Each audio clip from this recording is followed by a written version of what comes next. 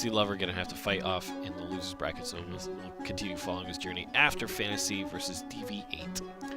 Yeah, but DV8's no slouch.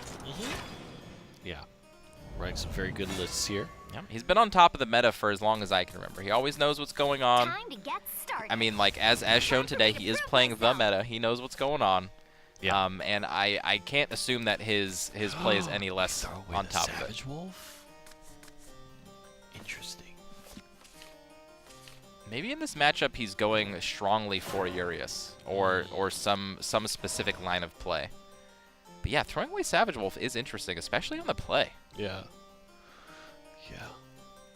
Maybe he just hopes for the Belphegor. Maybe that's a hard mull for Belphegor type play with Vengeance Blood because he's playing against a slower deck. Yeah, it's very tough to speculate. Urius down, so there's no Airbound Barrage. Insect Lord can come down and do one. Yeah, that's not going to be the play. It's either going to be Lily or, yeah, I think Lily's about as good as it gets. And you can Insect Lord next turn, hopefully. Oh. And the protection. Yeah, that's probably the best thing that could happen here. Oh, he skips. I mean, it's good because there's not actually a way for DV8 to take this out. He'd have to get lucky with the Insect Lord. I guess the Wood of Brambles, never mind. JK, that one's good enough. Yep, and instantly goes for it. Does not want to mess with that. And this is kind of Forestcraft's early game plan starting to unfold here. Oh, okay. Fantasy Druid. What a master. You see him raise his hands up in the air. Wow. He's drawn a bunch of cards too, just between the Pure Heart Singer and this Belphegor. Oh yeah. It's been a good set of turns for him. It's crazy to me to think that Pure Hearted Singer took the place of more aggressive options just to make the deck more consistent. It's consistent, but it's in a slower way than it used to be. Before it was like consistently, I'm just gonna beat you up by turn 6 or so. Yeah. Now it has to go a little bit deeper to win its games. Fairies down. It's interesting, all these Forestcraft decks have been drawing the Wood of Brambles every game too. It's not like they've been without, you know what I mean? Yeah.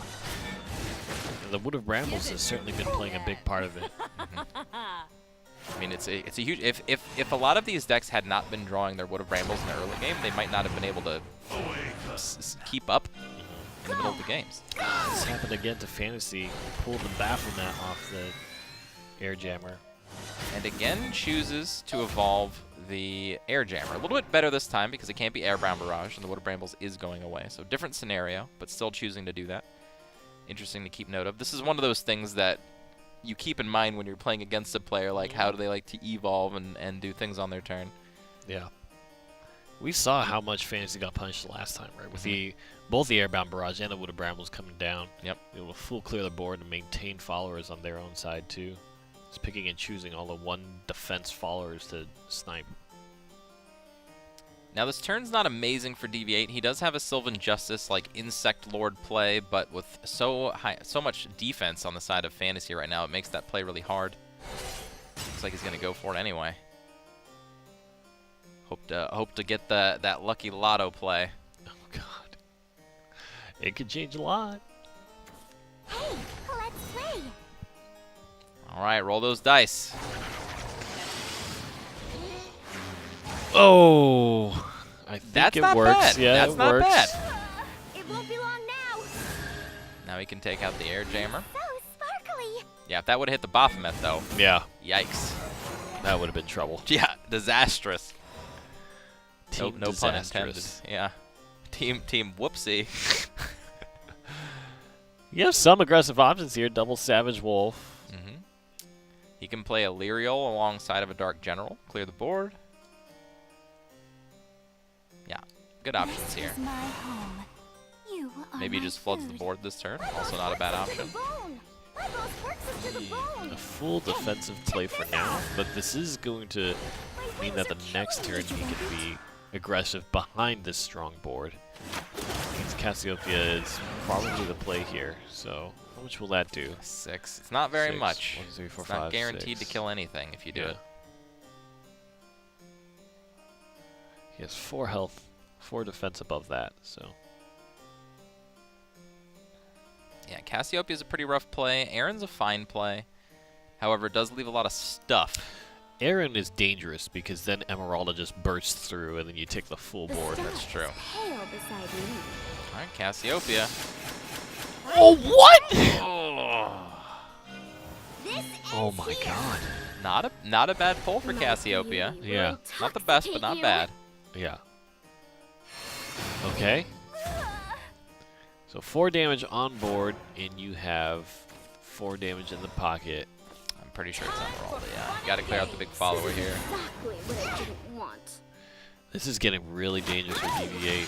Where is the Elf Queen? Let's Or not talk anything. about Elf Queen. We've seen that already.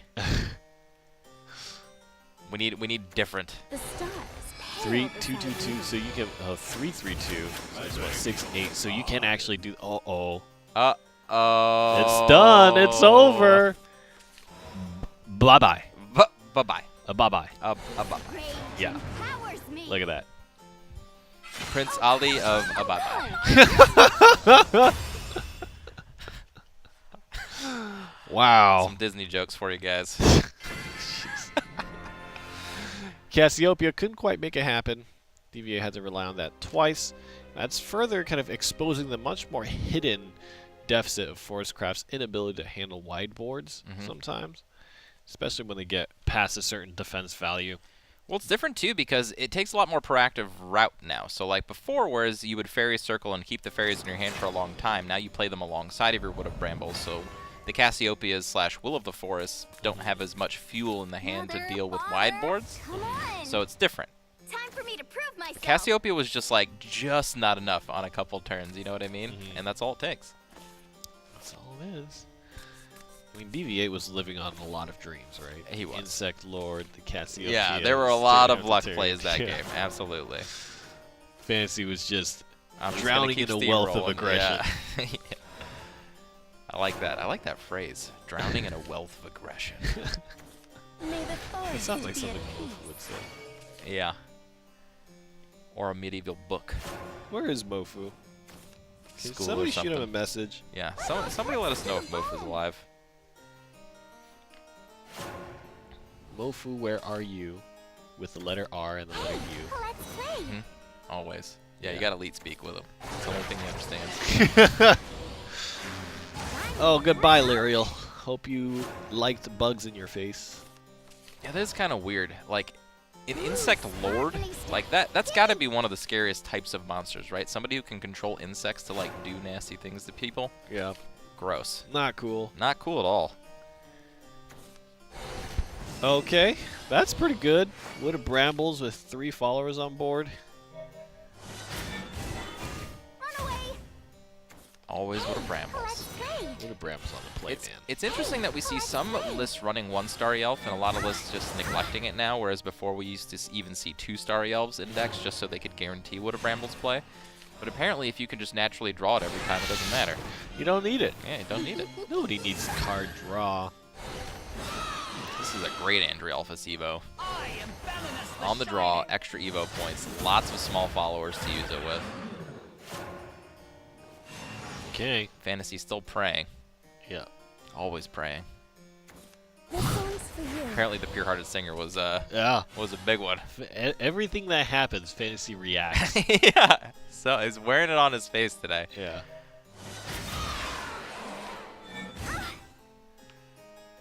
Okay. Ooh, this is such a beautiful draw from DV8 here. Man. Just every tool. Yeah, Forest Craft is really flexing. Play. Yeah, next turn Wood of Brambles to like keep the board clear yet again. There's just nothing for Fantasy to do here. Man, I just don't even know. Like, what do you even do to just ping? You don't. I mean, you play Aisha and then you evolve her to clear out the board before the Wood of Brambles comes back is like realistically the best thing that you can be doing. You can Lurching Corpse Demon Eater evolve to do something very similar. Draw a bunch of cards. You just need a bunch of Belladus. Lyriel maybe can help. Yeah, Lyriel would have definitely helped, and now he's going to overdraw. Less talk, more eating. He was very happy to see that Lyriel, it looks like. I'm gonna rest for a bit. Certainly going to be helpful in this scenario. Here's a perfect situation for Cassiopeia. Just clear out the board, play a follower, Keep smashing. It's one of the things, like, when you're ahead with Cassiopeia, it just feels backbreaking because you didn't use an evolution orb, you tempoed the board, and you didn't have to lose anything on your side of the board. You continue to swing face. It's such a big swing.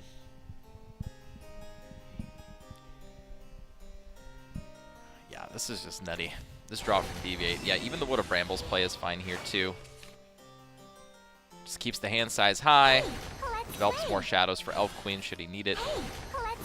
Yeah, and I think that's what this particular game plan of Force is all about. Looking very aggressive despite being an elephant deck. Honestly, probably feels like he can slow down with the aggression. Never mind. This might be an Evo into it, but I highly doubt it. Yeah, this is going face.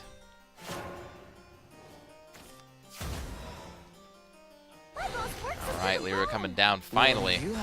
About with this board a little bit. The fact that Bramble is still there again, it basically shuts down every single skeleton. Yeah, it's crazy too, because in Forestcraft, 1 Brambles doesn't mean 1 Brambles. It means like 2, 3. Yeah, lots of Brambles. It keeps coming back. It's that nightmare. It's sad, man. It's a sad day. I mean, that's probably what Wood of Brambles is. You read a little kid book, and like your main character walks into the Wood of Brambles, you're probably like, whoa. Ugh. That's not cool. What's in there, man? Well, you gotta go there. Don't get stuck there, dude. Okay, we're getting into 7 play point territory. No Ectors to be seen, but lots of Prince Catacombs. Yeah, lots of ways to keep the board full. If you can ever get there. Yeah.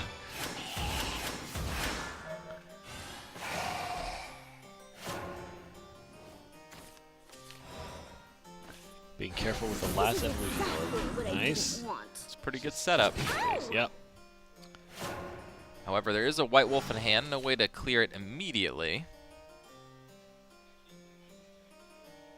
But he's got pretty much... DV8's got every tool he needs to finish this game. He's just got to make sure he doesn't lose in the next couple turns, which I don't think will be too hard, considering he's at 19. Yeah. This might be the most wishy-washy turn form if he wants to play the White Wolf. Could just Cassiopeia this turn, clear the entire board. Lose 6 pings, yeah, so 1 health left, and the fairy can finish that. And then just wait for a bigger board possibly for the White Wolf, or even just wait and just Jungle Warden later, and then King Elephant. I mean, he's already got Fantasy to 11. This is a tough spot. Okay, looks like White Wolf is the choice. Which is fine. Counted Ektar damage, knows it's not lethal. So sparkly. Is there a way to avoid the last word effect on the King Elephant? Yeah, doesn't seem like it. The last, oh, on the White Wolf? Yeah, or did you say elephant? Yeah, I mean, because if he doesn't, DV8's also set up an alternative lethal plan where he can play the Aaron and evolve the White Wolf, and that will be lethal. Relax. Your death will be swift. It's like he's just going to come down to clear at least the 3-3. Yeah. I mean, it's over if you let the White Wolf proc its last word. Right. You can't ever let it happen. Fantasy knows this. You're an intruder. Nice. The evolve for face. Is it going to force the White Wolf to be This traded ends into? here. Yeah, either way, it's going to force it. Of my sight. If Nektar doesn't show up, I mean, even with a Nektar, honestly, it doesn't matter at this point. Yeah. His lights out. DV8 has it in the bag, so it's going to go into the Shadow Mirror. No way for DV8 to just win. You're breathing too Or loud. rather, Fantasy to just win on this turn. Stop. Yep, and not even a ward if there were wards in this deck to help. Ow. Nothing saves you. Honestly, the White Wolf didn't even matter. Yeah. Jungle Warden's going to Jungle come down Warden and just is end the just game gonna- anyway. Tough. Rough. I do feel like Forestcraft has the edge against Mid Shadow. I think so. We've been seeing it time and time again now, where Mid Shadow, like, it's just the slower version of the Forestcraft deck that doesn't have heal, and it doesn't have this just auto win endgame. Yeah. You have to push much more, and I feel like there's not a lot of guarantee. That's a big thing. Like, follower damage on board, I think is hard to guarantee. And Mid Shadow has to live off that, right? Well, all of its followers are so tiny too. Like even the fairies, like that get generated for free, basically meet the requirements to deal with anything that Shadowcraft has, you know, going up the curve. So there's just no potent threats. Like no longer do we see the Shadowcraft decks that play Saris into Dark Blade Fiend and just have like a beefier like mid game. Let me take you to the underworld. Sounds like we need more Corpse Lord of Woe. I think so. I think the first Shadowcraft deck that won this season was playing both Saris and Dark Blade Fiend, and then everybody just kind of dropped it out of their list over time. It's very interesting. Yeah. We need more insight. Yes. Okay, here we go again. And it looks like the curve is going pretty well for DV8, sans any kind of card draw.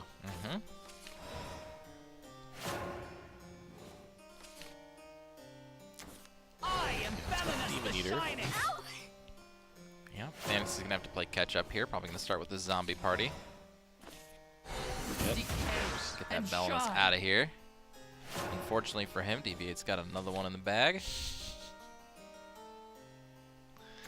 Yeah, just throws it down there. I think you get as much tempo advantage as you can before evolution turns happen.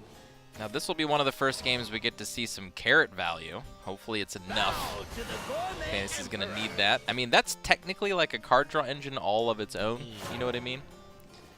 Although, I mean, the biggest payoff you get is a 2-play .22. It's not like it pays off in anything bigger. You're not drawing your Aktars fast or anything like that. Yeah. The carrot just keeps coming back. Food should act like food. Oh, wow, getting that card draw early. I like it. Finding a Prince Catacomb, that's very strong. Yeah, DV8 just says he's going to play out all his options as efficiently as he can, as quickly as he can. He's definitely on that aggressive line. This is where, if you're DV8, you go Goblin off the top, cross fingers, one time. Yeah. Well, Fantasy made this evolve really quickly, but then trying to decide how he wants to use it. And shine. My boss works us to the bone. Delirial. Goblin, goblin, goblin, goblin, goblin. There it is. What are you hiding inside? That's always like the dream draw. You're just like, yep, this was meant to happen. I was the chosen one. That's right. Always. Also, the reason why I play goblins in the deck is because it does open up plays like that. Just go crazy. Let alone the one that's already in play. Doing a good job on the aggressive game plan. Fantasy's got a nice card advantage engine going. It's just he's on the back foot this entire time, having to use evolution orbs in not the most opportune ways. Makes a trade. Yeah. But things are looking bad. Fantasy already down to 14. That's a play that you really only make when you feel like you have a lot of catching up to do. When you don't trade with the biggest follower, you trade with a very small follower to force your opponent to use evolution orbs and just try to extract as much value as possible. But you do take a lot more damage in the process doing it that way. Down to 10 already, and we're only on turn 6. I don't know if there's much more that Fantasy can do. I mean, again, we've got the Aisha play, but like all of these followers are backed up by a Prince Catacomb effect on the side of DV8 here, meaning they'll all pump out 1/1s if any of the followers die. Which basically concedes you to something like a Nectar. And no Lyrial in hand, so no way to like get extra value out of any of the evolution orbs here. Yeah, this is pretty rough. Oh boy. It's pretty rough. I mean, again, we're just looking at an Aisha kind of just sack with the board as best you can, but then you're left with no evolution orbs. You're an Aisha down. You're still not in control of the board. This is why Odal has looked so good as of late, but even then, you're not. Yeah, it's not a full board clear because they all come back. Yep. I mean, this makes a big statement as to why we see a lot of players playing that full board clear game plan with Shadowverse Shadow, like just not allowing their opponents to build up any type of a board, because at a certain point it gets too hard, and Fantasy is just going to tap out, which means DV8 is going to move on the winner's side, and Fantasy is going to drop down. You could see DV8's emotion there, too. He was really glad to have moved on. Now, that was a winner's match, so not elimination just That's yet. right, not Fantasy yet. will move down to the losers bracket. But that's a big win for DV8. That's You felt huge. That too. That's huge. Staying on the winner's side big, beating Fantasy and possibly knocking him out of the top 8. Yeah. Like, even bigger. Yeah, I wonder